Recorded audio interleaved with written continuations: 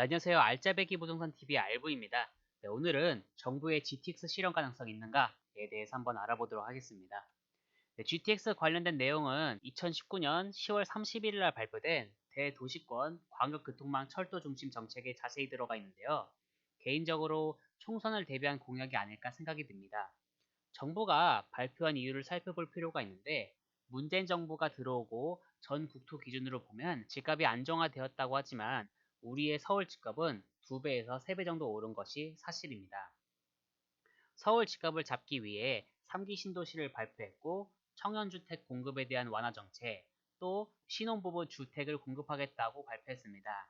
하지만 오히려 집값은 계속해서 상승을 했고, 다양한 공급 정책을 발표했지만 직접적인 서울권 공급이 아니라 서울 외곽에 대한 공급을 하는 것이기 때문에 효과가 있을지 궁금합니다.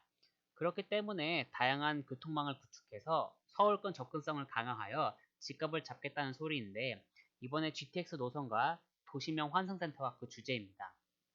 서울에 일자리가 많이 밀집되어 있는 것을 막을 수 없으니 외곽에서 서울 접근성을 높이는 방법으로 서울권을 20분에서 30분대 진입을 가능하게 만들어 수요를 분산시키고 실거주는 공원이 있고 인프라가 형성된 외곽에 자리 잡을 것이다 라는 정부의 생각인 것 같습니다.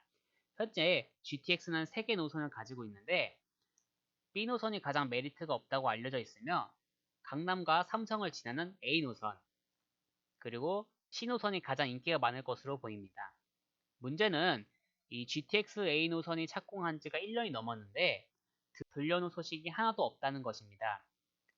A 노선, B 노선, C 노선이 다 같이 공사를 진행할 예정인데, A 노선도 성과가 없는데 과연 예정대로 2023년 준공이 가능할지 의문이 듭니다. GTX는 대지 소유권에 미치지 않는 한기심도 밑으로 터널을 만들어 진행하는 공사이기 때문에 소유자와 분쟁을 줄일 수 있는 장점을 가지고 있고, 원하는 지역까지 직선으로 연결하여 빠르게 이동할 수 있는 것이 장점입니다. 네, 이번에 GTX D노선 발표가 났는데, 사실상 D노선은 가능성이 거의 없다고 보시면 되고, 된다고 해도 10년 이상 걸릴 것입니다. GTX 공사가 과연 단기간에 가능할까요? 토지 보상금이 없다고 해도 지하 깊게 공사를 하는 것이기 때문에 예산도 부족할 것으로 보이고 인력도 부족해 보입니다.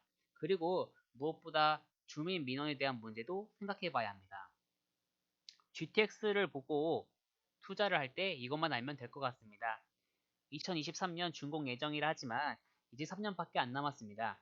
바로 연기가 되겠죠? 역사상 준공일을 맞춰서 끝낸 적이 없기 때문에 그 시기쯤 매물 거래량이 급증할 것입니다. 하지만 공사가 더 딜레이 되면서 2025년쯤 나온 매물을 매입하시면 더 높은 시세 차익을 기대할 수 있을 것입니다. 이때 환승센터 관련된 정책 또한 발표가 되었는데, 다양한 교통 노선을 연결한 공유 모빌리티 인프라를 확충할 계획입니다.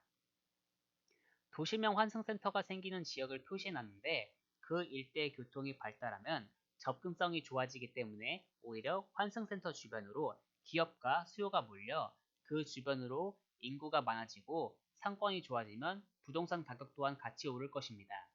서울 수요를 분산해야 하는데 오히려 환승센터를 만든다면 분산 수요들이 다시 밀집될 확률이 높아 보입니다.